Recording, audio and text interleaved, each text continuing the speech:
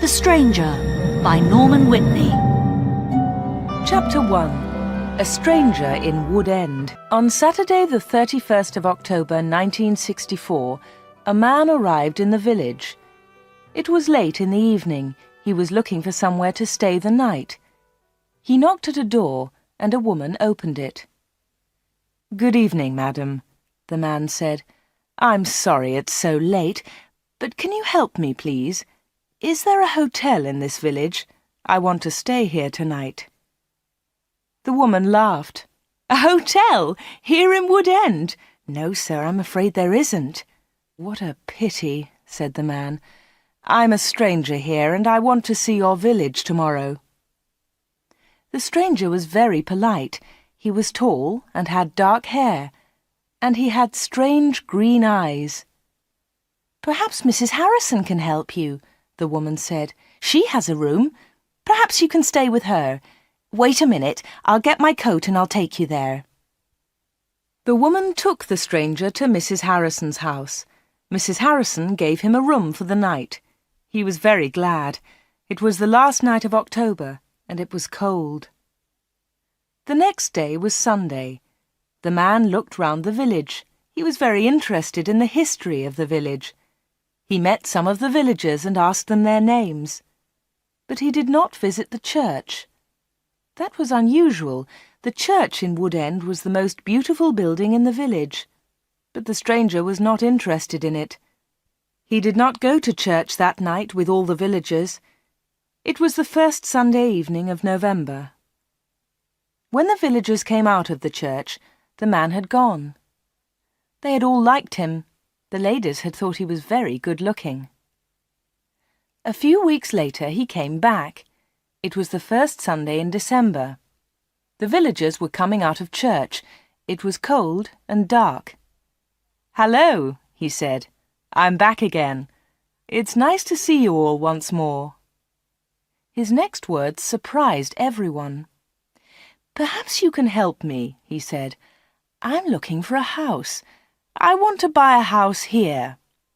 "Here?" someone said. "But why here? There's no work in Wood End for a young man. All the young people leave the village. They find work in Whitney, the nearest town." "I'll get a job somewhere," the stranger said. "Perhaps in Lydney." Then one of the villagers told him about old Mr. Smith's house. Mr. Smith had died in the summer. His house was empty. It was for sale. The house was on the corner of Main Street and Church Lane. "I'll ask about the house tomorrow," said the young man. "Perhaps I'll be lucky. Goodbye. I'll see you soon." The villagers watched him leave. They all saw his car. It was very big and luxurious. He looked rich. A few days later, Mr. Smith's house was sold, and in the middle of December the young stranger arrived. He moved into the house and worked very hard. He fixed the roof. He repaired broken windows. He painted and decorated. He changed the whole house. But there was a big surprise for the villagers. On the morning of Monday the 21st of December, they saw a big sign on the front of the house, and on the sign were these words: "The Corner Shop, Proprietor Dave Slatin." Chapter 2. The Village Meeting. The villagers could not believe it. A shop in Wood End. Everybody talked about it. There was once a shop in Wood End, but it had closed 20 years ago. Some people wanted the shop, but others did not. The villagers met in the evening in the village hall.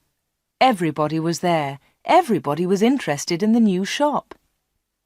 "The corner shop is a good idea," someone said. "We need a village shop. We won't need to go to Lydney." Then Mrs. Harrison spoke. She liked the stranger, Dave Slatin. "I agree," she said. "A village shop is a good idea. It's too quiet here. Wood End needs a shop." "Nonsense," said Miss Brown. She was the village school teacher. "Lydney is not far away. There are lots of shops there." Soon everybody was shouting. Then Mr. Hart spoke. He was a very big man with a loud voice. "Listen, everybody," he shouted. "We've never had trouble in this village before. We've always been quiet and happy.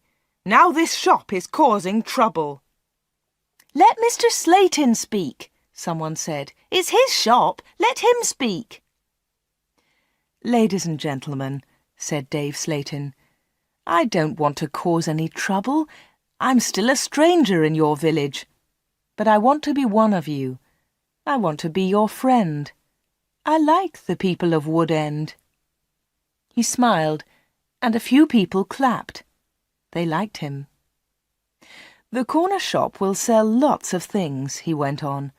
"It will sell food and things for the house. Everything will be cheap, I promise." Everybody was listening carefully. "And I have another idea," he continued. "I'll sell village products." "What do you mean by village products?" asked Miss Brown. "I'll tell you, Miss Brown," he said. "I know that you make beautiful bread and cakes." Miss Brown smiled. Yes, she did make bread and cakes. Everyone knew that. "And you, Mr. Hart, I've seen your flowers. You grow beautiful flowers." Now Mr. Hart smiled. Yes, his flowers were beautiful. Everyone knew about them. "And Mr. Everett makes pots," someone said. "And Mrs. Davis makes dolls," said another voice. "And I do paintings of the village," said old Miss Lucy Gray. "Yes," said Dave, "you can all do something. You villagers are clever. You make lots of things. We can sell them to the tourists. In the summer, Wood End can make a lot of money." "But what about the money?" said Mr. Hart. "How will you pay us?" "That's a good question," said Dave. "And here's the answer. You'll bring your things to me, and I'll sell them for you. I'll keep some of the profit. You'll have the rest." "What a good idea," said Miss Brown. "Yes, I agree," said Mr. Hart. All the villagers agreed. Everyone in the village was happy with Dave Slayton's plan. The corner shop opened on Monday the 4th of January 1965. Soon the shop was busy, and Dave needed an assistant. The new assistant in the corner shop was Anna. She started work in late January.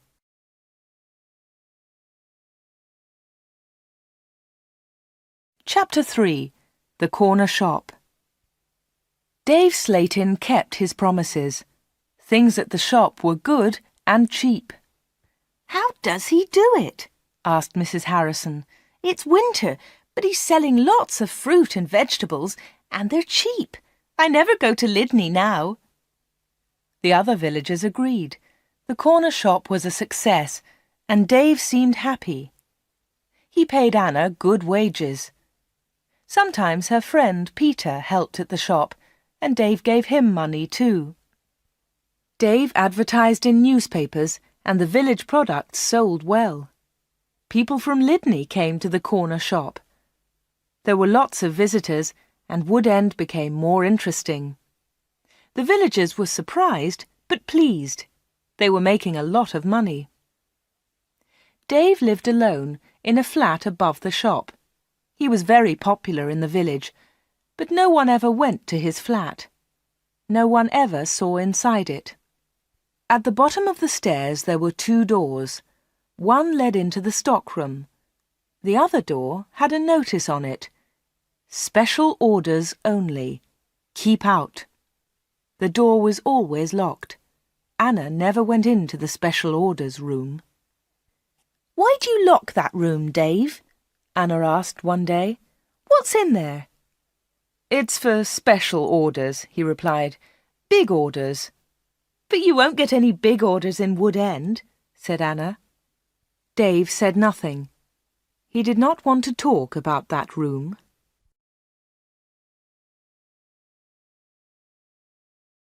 Chapter 4. A Beautiful Customer. For 3 months, everything was normal. Then, one day in April, an unusual customer came into the shop. The new customer was a very beautiful woman. She was wearing expensive clothes and arrived in a large car. "Is this the corner shop?" the woman asked. She looked round and seemed a little surprised. "Yes," replied Anna. "This is the corner shop. It's the only shop in the village." "I'm looking for Mr. Slayton, the owner of the shop," said the woman. "I think he's upstairs," said Anna. "I'll go and get him. Does he know your name?" "Yes, I think so," was the reply. "Tell him—" The woman stopped. "Tell him Miss Gordon is here, Miss Greta Gordon." Anna was amazed. "Are you Greta Gordon, the film star?" "Yes, that's right." The woman smiled, but she was nervous. "Wait a minute," said Anna. "I'll tell Mr. Slayton that you're here." Anna ran to the bottom of the stairs and called, "Dave! Dave! There's someone to see you!" "Who is it?" asked Dave from upstairs. "Miss Greta Gordon!" shouted Anna. "It's Greta Gordon, the film star!" "I'm coming," he said, and he came down immediately. "I'm pleased to meet you, Miss Gordon," he said. "Good morning," said Greta Gordon. She and Dave shook hands. She had beautiful hands, and she was wearing beautiful diamond rings. Anna had never seen so many diamonds before. Miss Gordon looked round. "Is this where you work, Mr. Slayton?" she asked. Once again she seemed nervous. "Yes," said Dave. "It's a small place, but it's big enough for me. Please follow me, Miss Gordon." Anna was surprised. Dave and Greta Gordon did not know each other. He did not call her Greta, and she did not call him Dave. He seemed to be in a hurry, and she seemed to be frightened. Anna watched them. Dave and Greta Gordon went to the back of the shop and into the special orders room. Greta Gordon was a special order customer. Anna thought that was very strange. She wanted to tell someone about Greta Gordon. Anna loved films. She wanted to tell Peter about the film star, but she had to stay in the shop. 10 minutes later, Greta Gordon came out of the special orders room. Dave went straight upstairs, and Greta Gordon came to the front of the shop. The film star looked terrible. She was pale. She was crying. Her eyes were red with tears. "What's wrong?" asked Anna. "Can I help you, Miss Gordon?" "No, thanks. I'm all right," said Greta Gordon. "Do you want to sit down?" said Anna. She got a chair, and the film star sat down. "Shall I get the doctor?" said Anna. "No, no," said Greta. "Please tell no one about my visit here. Please tell no one." Anna was disappointed. She wanted to tell everyone about Greta Gordon. She wanted to tell everyone about her famous customer. "I want to give you something," said Greta Gordon. "Here's a photograph of me. I'll sign it." She signed the photograph and gave it to Anna. "Please keep this," said Greta, "and please keep our secret. Please don't tell anyone." "All right," said Anna. "I promise." The film star kissed Anna. She held Anna's hands. What a beautiful woman, thought Anna, and what beautiful hands. Then Anna noticed something. The diamond rings were gone.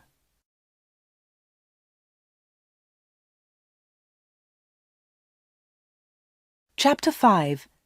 A Page in Film News. Dave never talked about Greta Gordon. He never talked about her visit to the corner shop. One day, Anna asked him about the film star. "How do you know Greta Gordon?" said Anna. "Is she a friend of yours?" "I don't want to talk about her," Dave replied. "She was a special order customer. Don't ask any more questions about her, Anna." So Anna did not ask any more questions. She did not ask about Greta Gordon's special order, and she did not ask about the rings. Anna kept her promise. She never told anyone about the film star. Soon it was spring. Anna and Dave were busy. Mr. Hart brought lots of flowers to the corner shop, and Anna sold them to the tourists. There were lots of tourists that year. In May, Peter asked Anna to marry him. She said yes. They became engaged. They planned to get married in the following year. Now they needed money, so they worked hard and they saved. They were very much in love. On Saturdays, Peter played football or cricket, and Anna often went to the cinema in Lydney. He enjoyed sports, and she loved watching films. One day, Anna was reading Film News. This was a magazine about film stars. She turned the pages. There was a picture of Greta Gordon. Anna was pleased. What a surprise! Beautiful Woman was going to be a big film, and now Greta Gordon had the star part. Anna wanted to tell Peter about Greta, but she kept her promise. She did not tell anyone. But she did show Film News to Dave Slayton. "Look, Dave," she said, "here's a story about Greta Gordon. Isn't it great? She's got the big part in Beautiful Woman." Dave looked at the magazine. "Greta Gordon will star in Beautiful Woman." The star of Beautiful Woman was Joanna Lee, but Miss Lee has broken her arm. "I don't know what happened," said Miss Lee. "I was in my bedroom. I slipped and fell." Greta Gordon will now be the star of Beautiful Woman. "I'm so lucky," Greta told us yesterday. "I've always wanted the part. I can't believe it." "I don't know anything about films," he said. "Is Greta Gordon a big star?" Anna laughed. "Big star? Yes, she is. She's terrific." Dave didn't seem interested. "I hope she's happy with her big part," was all he said.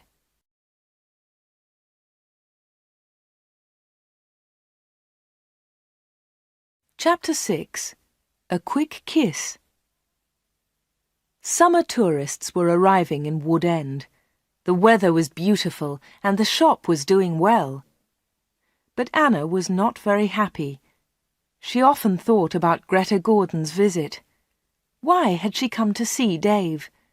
What had happened to the diamond rings on her fingers? There was another problem. Anna loved Peter and she was going to marry him. But she liked Dave too. Dave was older, but she liked him. All the women liked him. But Anna was very close to him all day. In the daytime, Anna was with Dave. In the evening, she was with Peter. Anna was living two lives. One life was with Dave, the other life with Peter. Then one Friday, Dave surprised Anna. "What are you doing tomorrow?" he asked her. "Would you like to spend the day with me? We can go anywhere you like. We can go in my car." "I'm sorry, Dave," said Anna, "but Peter wouldn't like it." "Don't be silly," said Dave.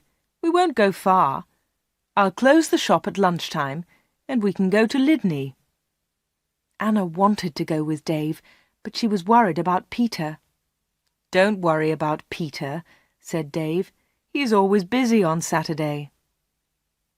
Anna thought for a moment. "All right," she said. "You take me to the best cinema and to the best restaurant. Then I'll come with you." "Of course," laughed Dave. "Anything you want, Anna." So the next afternoon, Dave and Anna went together to Lydney. They had a good time. Dave bought Anna a new, expensive dress. Then they went to a cinema and afterwards to a restaurant. Peter played cricket that Saturday. He never knew about Anna's day with Dave. He was playing in another village and returned to Wood End very late. Dave and Anna were also very late. Dave stopped his car near the corner shop. The night was warm. "Thanks, Dave," said Anna. "It was a lovely day." "I enjoyed it too," said Dave. He put his arm round her shoulders and kissed her. It was a quick kiss, but for Anna, it was wonderful.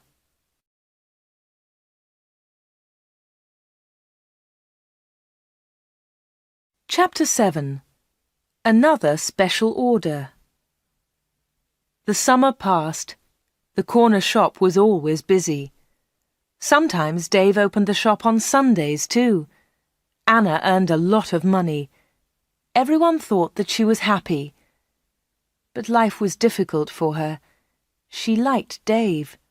He was her boss, and he was older than her. But Peter was her fiancé, and he was about the same age. Dave was quite rich, but Peter had no money.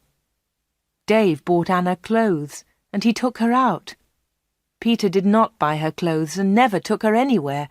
He was more interested in football. Anna did not like football. Now it was September. Peter played football every Saturday. One Saturday there was a big football match on television. Mr. Hart had the biggest television in the village, and he invited some people to his house. He invited Peter and Anna.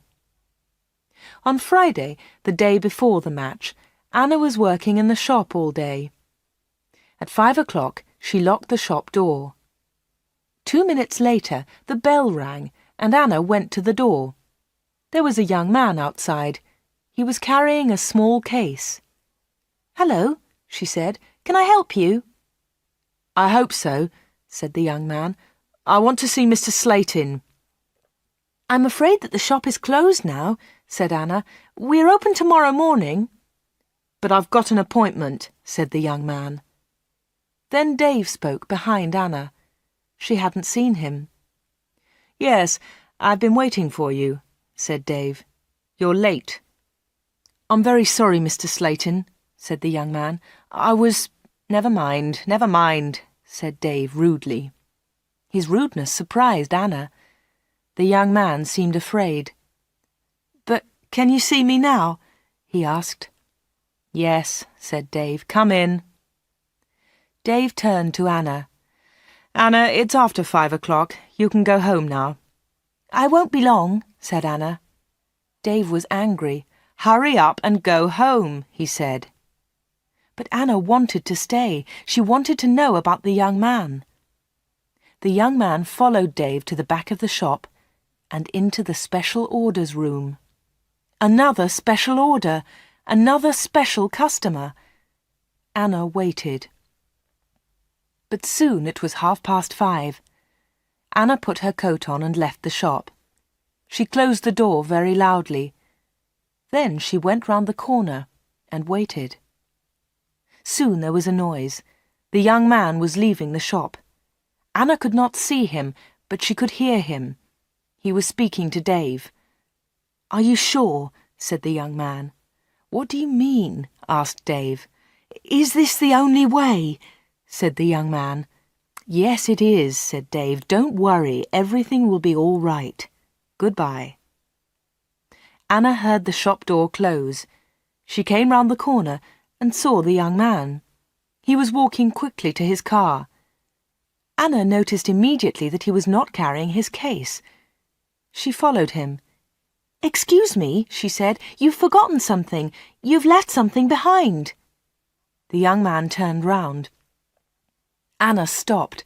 Suddenly she was frightened. The young man's face was white. It was white with fear. "Please go away," said the young man. "Leave me alone. I want to go home. Leave me alone." He got into his car and drove off. Anna stood in the street and watched him. She was thinking. Why had the young man come to the corner shop? What was his special order? And why had he left his small case with Dave Slayton? Chapter 8. The Football Match. The next day was the day of the big football match. Mr. Hart had invited about 10 people. Anna did not watch the game. She was helping Mrs. Hart in the kitchen. They were making tea. It was a good game, and everyone was enjoying it. At half-time, Peter went into the kitchen. "Why don't you come and watch the match, Anna?" he said. It's really good. Come on.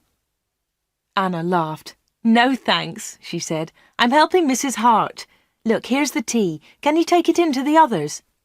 OK, said Peter. It's a terrific match. Mike Bailey scored a great goal. Peter took the tea into the sitting room, and the second half of the match started. The second half was very exciting. Mike Bailey scored another goal after 20 minutes. The score was 2-0. Then the other side scored 2 quick goals. It was 2-2. There were only 5 minutes of the match left. Come on, shouted Peter. Come on, Mike, let's have another goal. In the last seconds of the match, Mike Bailey scored the winner. It was his 3rd goal of the match. But something was wrong. The other team's goalkeeper was injured. Bailey had been very near the goalkeeper, and he had kicked the ball very hard. The ball had hit the goalkeeper's neck. Mrs. Hart and Anna came in from the kitchen. What's happened? Said Anna. What's wrong? It's Brian Thomas, the goalkeeper, said Peter. He's injured. It was serious. The goalkeeper had broken his neck. Later they all watched the news on TV. They saw pictures of Mike Bailey's 3rd goal. It was a great goal. They saw the ball hit the goalkeeper. It was an accident. The TV announcer said, "And now over to our sports studio for an interview with Mike Bailey." They all watched the interview. The TV showed a picture of Mike Bailey and the interviewer. "Mike," said the interviewer, 3 goals in 1 match. How do you feel about that?" But Mike Bailey said nothing. He could not speak. He tried to speak, but he could not. It was terrible. The interviewer tried another question. "Let me ask you about the 3rd goal, Mike. It was a great goal, but how do you feel about the injury to Brian Thomas?" It was a silly question. The injured goalkeeper would never play football again. Mike Bailey said nothing. He looked very ill. When the interview ended, Mr. Hart turned off the TV. No one noticed that Anna had left the room. Mike Bailey had looked frightened. Anna was frightened too. Mike Bailey and Anna had met before, the day before, at the corner shop.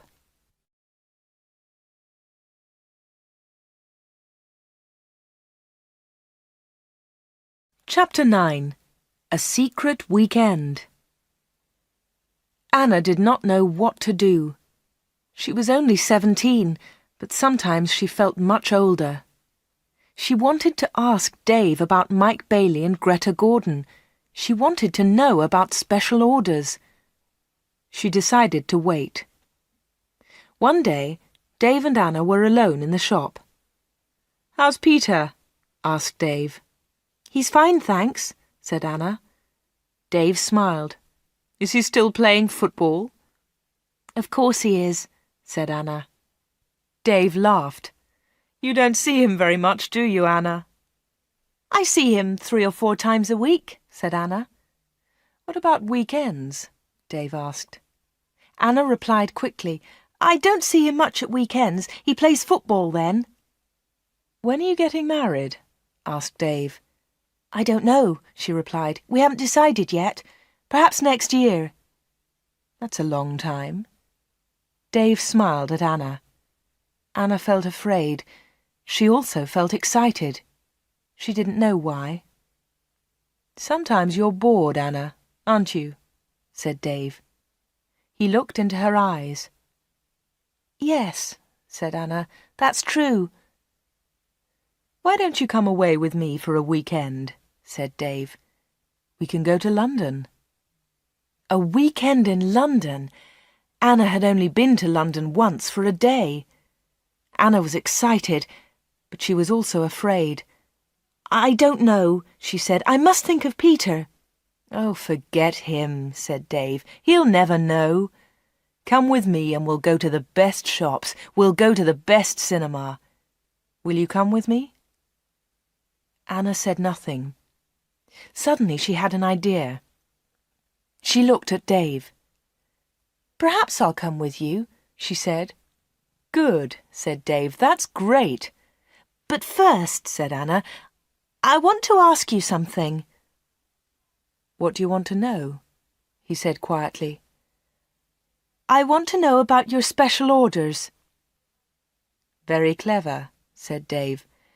"You're a village girl, but you're very clever, Anna." "Village girls aren't stupid," said Anna. "Now tell me about your special orders, then I'll come to London with you." Dave was angry. "One question. You can ask me one question," he said.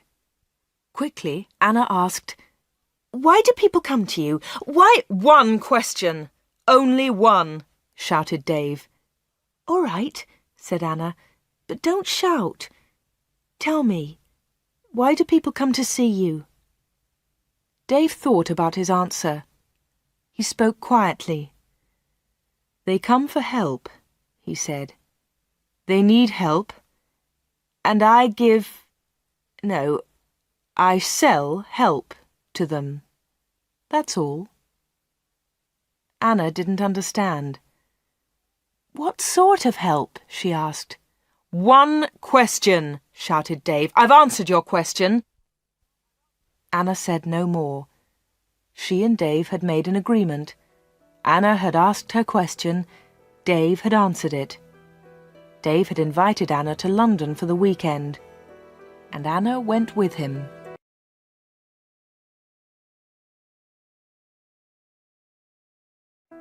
Chapter 10. A Quarrel. Anna enjoyed the weekend. They arrived in London late on Friday evening and stayed at a big hotel. On Saturday they went shopping, and in the evening they went to a cinema. On Sunday they went to a park. They came back to Wood End on Sunday evening.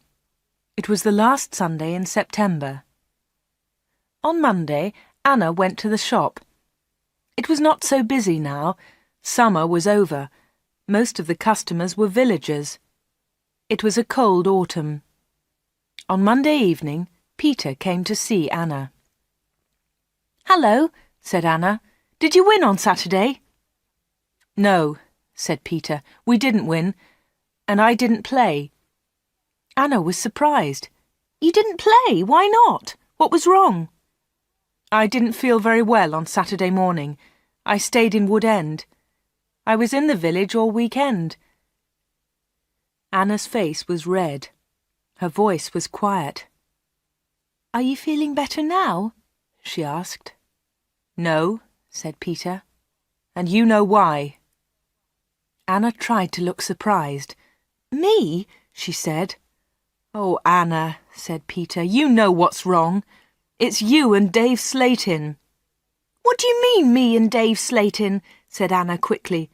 "You went away with him on Friday evening. Someone saw you in Dave's car." Anna tried to explain. "Oh, it's nothing," she said. "Dave and I went—" "Shut up," said Peter. "I don't want to know, Anna. Don't talk about it."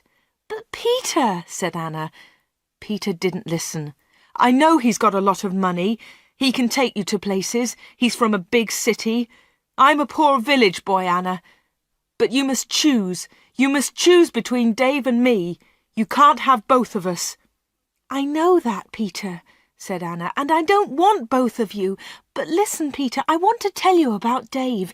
There's something very strange about him." "Dave, Dave, Dave," Peter shouted. "You talk about him all the time.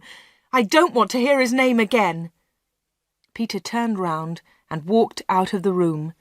He left Anna's house. Now Anna was alone. She was very unhappy. She wanted to talk to Peter. She wanted to tell him about Dave.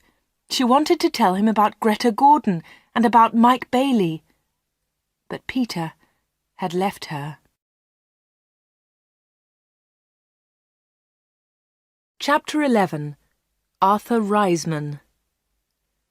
It was October. It was cold and wet. Anna was not very busy at the shop. She was very unhappy. She was a different girl. She seemed older. She didn't go out much. She looked ill. Most of the villagers knew that Anna had quarrelled with Peter. They also knew that she had been to London with Dave. But no one was able to help Anna. She did not talk to anyone. Before, she had been a happy, smiling girl. Now she was sad and lonely. She went to the shop every day. She was waiting for another special customer. Anna did not wait long. It was the middle of the month. Anna was alone in the shop. It was almost lunchtime. A middle-aged gentleman came in. He was a big man with a very large moustache. He was well dressed, and he was carrying a large briefcase. "Good morning, miss," he said politely. "Good morning, sir," said Anna. "Can I help you?" Anna was very polite too. She was interested in this man. "I'm looking for Mr. David Slayton," said the man. Anna smiled. "Are you a salesman?" she asked. She knew that he was not a salesman. He didn't look like a salesman, but she wanted to talk to the man. The man smiled. "Yes, I am a salesman," he said. That was not true. Anna knew that the man was lying. Then she said, "Perhaps I can help you, sir. I usually speak to the salesman." She looked at the man's case. It had the letters A-R-I-C-S printed on it. "Thank you," said the man very politely, "but I have a private appointment. I have come from London, and I must see Mr. Slayton." "I'm sorry," said Anna. "He's very busy at the moment, but I'll tell him you're here. What's your name, please?" The man smiled. "Roberts," he said. "Arthur Roberts." Anna went to the back of the shop. Dave was coming down the stairs. "There's a man in the shop," said Anna. "He wants to speak to you." "Thanks," said Dave, and he went to the front of the shop. "Good morning, Mr. Reisman," said Dave. "I'm pleased to meet you." Anna listened. Reisman! The man's name was Reisman, not Roberts. What a liar! The man did not look at Anna. "I'm pleased to meet you, Mr. Slayton," the man said. "Please come with me," said Dave.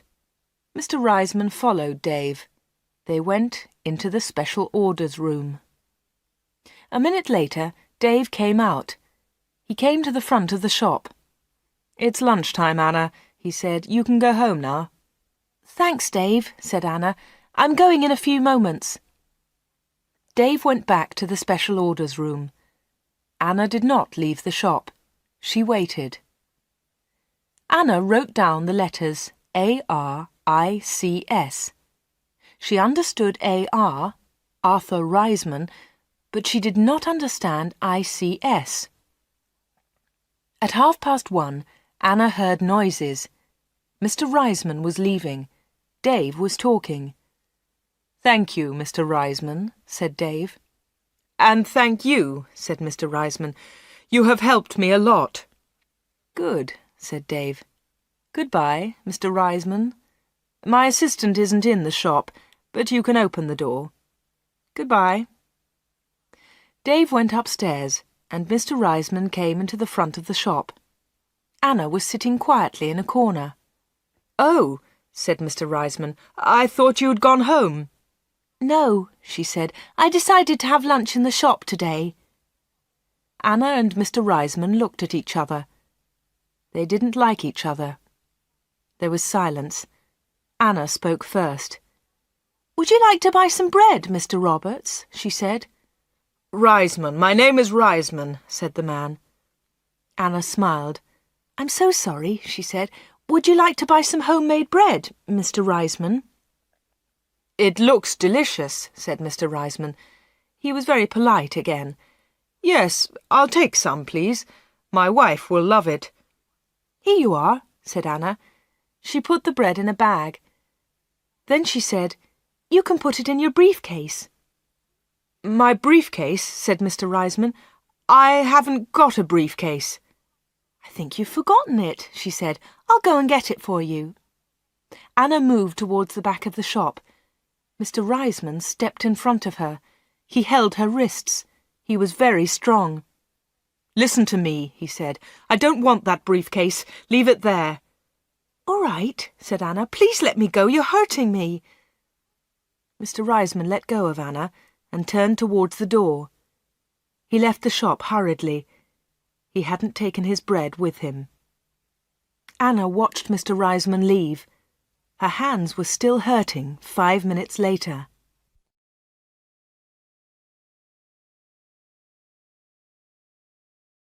Chapter 12. Anna waits for news.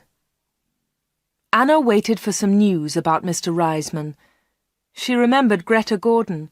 The film star had visited the corner shop. Later there was news about her in a magazine. Mike Bailey had visited the corner shop too. Later there was a lot of news about him on TV. And now Mr. Reisman had visited the corner shop. Anna was waiting for some news about him. All 3 visitors had been special customers. They had all seen Dave. They had all been in the special orders room. And they had all left something with Dave. Greta Gordon had left her diamond rings. Mike Bailey had left his case. Mr. Reisman had left his briefcase. Anna wanted to find out more about the 3 special customers. She thought about Mr. Reisman. His case had the letters ARICS on it. She understood AR, but what was ICS? Perhaps Mr. Reisman was a businessman and ICS was his company. Anna looked in the newspapers, but she didn't find anything about ICS. She read the magazines. She listened to the radio. She watched TV. But there was nothing about ICS. Anna heard nothing. She saw nothing. Then she had an idea. She decided to go to London and find Arthur Reisman. It was a Friday. Early in the morning she left a note for Dave. She took the note to the shop. "Dear Dave," it said, "sorry I can't come in today. I'm going to Lydney. I'm buying some things for my wedding. Anna." The note did not tell the truth, but Anna didn't care. Anna took a bus to Lydney and then caught a train to London. She got to Paddington Station at midday. She got off the train and looked for a telephone box. The telephones were near to the entrance to the station, but the boxes were all full. She stood and waited. Then Anna saw the letters ICS. There they were. They were on a huge advertisement. Anna had found the answer to her problem. International Computer Services, ICS. Perhaps that was Mr. Reisman's company. Soon one of the phone boxes was empty. Anna rang the number, 222-8959. "ICS, can I help you?" said a woman's voice. "Yes, please," said Anna. "I want to speak to Mr. Reisman, Mr. Arthur Reisman. I think he works at ICS." The woman laughed. "Works here? Yes, he does," she said. "He's the vice chairman of the company. Wait one moment, please. I'll get his secretary." Then there was another woman's voice on the phone. "Mr. Reisman's secretary, can I help you?" "Yes, please," said Anna. "I'd like to speak to Mr. Reisman." "Who's calling, please?" said the secretary. "Mr. Reisman doesn't know my name," Anna replied. "Is Mr. Reisman expecting your call?" the secretary asked. "No, he isn't," said Anna. "I'm afraid he can't speak to you now," said the secretary. "He's at a meeting now, and he's flying to Switzerland in an hour's time." "But I must speak to him for a few minutes," said Anna. The secretary became annoyed. "That's impossible," she said, "but I can take a message." "No thanks," said Anna. "I'll call again next week. Will Mr. Reisman be back then?" "Yes, he will," replied the secretary. "Goodbye." And she put the phone down. Anna had found Mr. Reisman's company, but she hadn't spoken to him. Anna spent the afternoon in London. She went to see a film, then she had tea in a small cafe near Paddington Station. Her train left London at 6:30. She bought an evening newspaper and got on the train. Anna was tired, but she felt happy. After a few minutes, she looked at her newspaper. Anna was waiting for some news. There it was, on the front page. "Private plane crash near London. 6 dead, all from ICS. 6 people were killed this afternoon in a plane crash at Enfield near London. The plane was flying to Switzerland. The passengers were all from International Computer Services, ICS. Among them was Mr. Alfred Gluck, the chairman of ICS. Mr. Arthur Reisman, vice-chairman of ICS, told us, "I'm lucky to be alive. I was at a meeting today. The meeting went on for a long time, and I didn't catch the plane." Mr. Reisman will probably be the new chairman of ICS.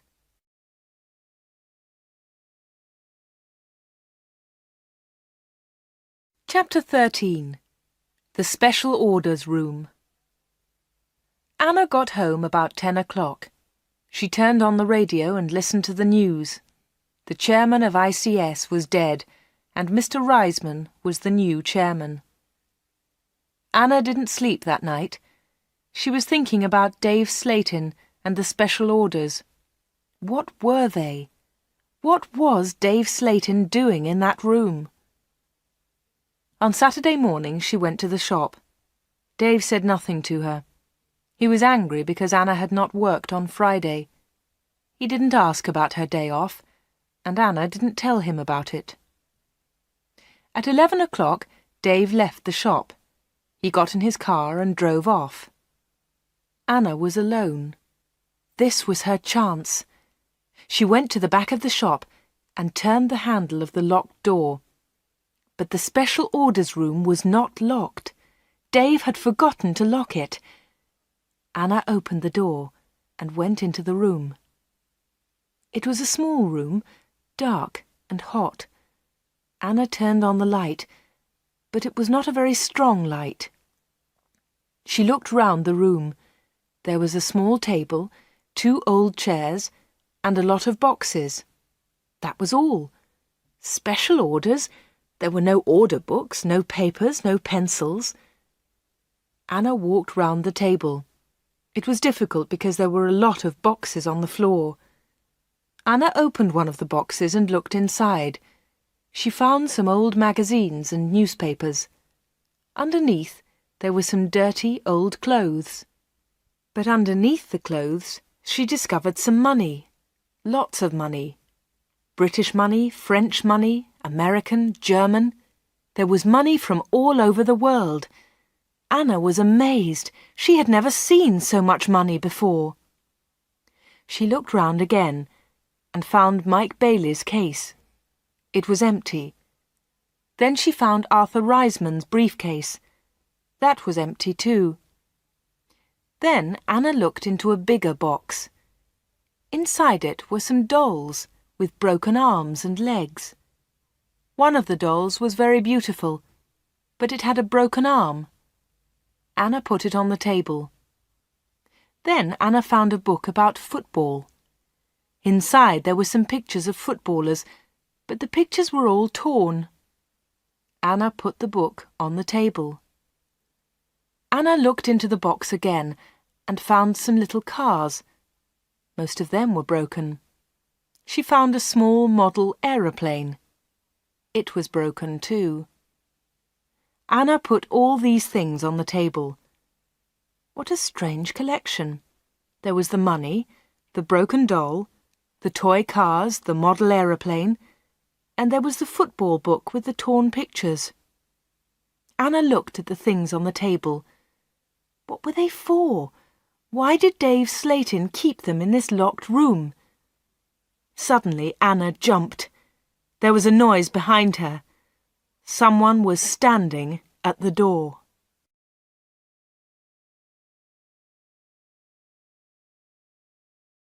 Chapter 14.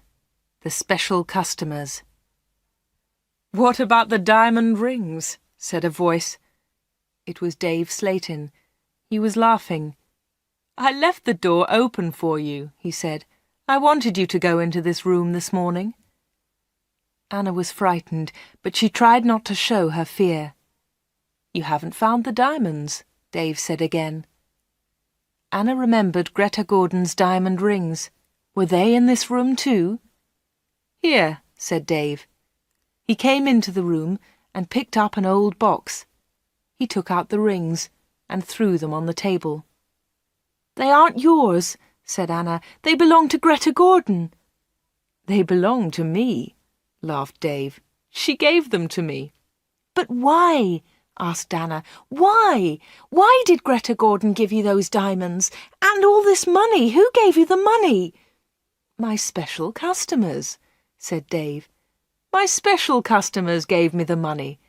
It's mine now." "Mike Bailey and Mr. Reisman gave you all this money?" asked Anna. "Yes," said Dave. "You have seen some of my special customers, not all of them." "But why do they come?" Anna asked again. "These people come to me for help," replied Dave Slayton. "I help them, and they pay me." "But how do you help them?" asked Anna. Dave Slayton picked up the beautiful doll with the broken arm. "Do you remember Joanna Lee?" he asked Anna. Anna thought for a moment. "Joanna Lee?" she said. "Yes, of course I remember her. She's the actress who broke her arm. Greta Gordon got her part." "That's right," said Dave Slayton. "This doll is Joanna Lee." Anna felt more afraid. What kind of man was Dave Slayton? Dave Slayton pointed to a torn photograph in the football book. "Who's that, Anna?" he asked. Anna remembered the face. She had seen it on TV. "Brian Thomas," she replied. "He's a goalkeeper." "He was a goalkeeper," said Dave Slayton. Anna was terribly frightened now. Dave Slayton was an evil man. Dave Slayton moved close to Anna. He picked up the broken aeroplane. "And what do you think this is?" he asked Anna. Anna knew the answer, but she was too afraid to speak. Dave Slayton took Anna's arm and held it tightly. Anna tried to move away. Dave Slayton laughed and held Anna more tightly. "Listen, Anna," he said quietly. "I want you. I need you. Marry me, Anna. Don't marry Peter. Marry me." "No, no," she cried. "Let me go! Let me go!" "But Anna, you still don't understand," said Dave Slayton. "I have strange powers. I can give you everything you want." He looked into Anna's eyes. "And my children will have these powers too," he continued. "I will give you money and diamonds, and you, Anna, you will give me children." Anna was terrified now. She kicked Dave Slayton very hard, and he let go of her hand. Anna moved quickly. She ran out of the special orders room, through the front of the shop, and out onto the street. She ran all the way home.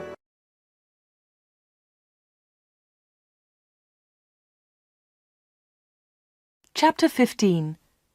The 31st of October. When Anna got home, she felt terrible and went to bed. In the evening, Peter came to see her, but Anna was ill in bed. "I'll come and see Anna tomorrow," Peter told Anna's mother. Again, Anna did not sleep all night. The next day, Sunday the 31st of October, was a terrible day for Wood End. Anna stayed in bed. She had a fever, and her mother phoned the doctor. The doctor came immediately. "Anna's very ill," said the doctor to Anna's mother. "I'm worried. I don't know what's wrong with her. I'll come back again tonight." That afternoon, Peter came to Anna's house. He tried to speak to Anna, but she was too ill. He sat quietly beside her bed. At about 7 o'clock, Peter heard shouting in the street. He went to the window and looked outside. People were running and shouting, "Fire! Fire! Fire! There's a fire at the corner shop!" Peter ran out of Anna's house and into the street. There was a big fire on the corner. The shop was in flames. Nobody could see Dave Slayton. "His car's here," said Mr. Hart. "Dave must be inside." Then the villagers saw him. He was standing at an upstairs window. Jump, Dave! They shouted. Jump! Save yourself!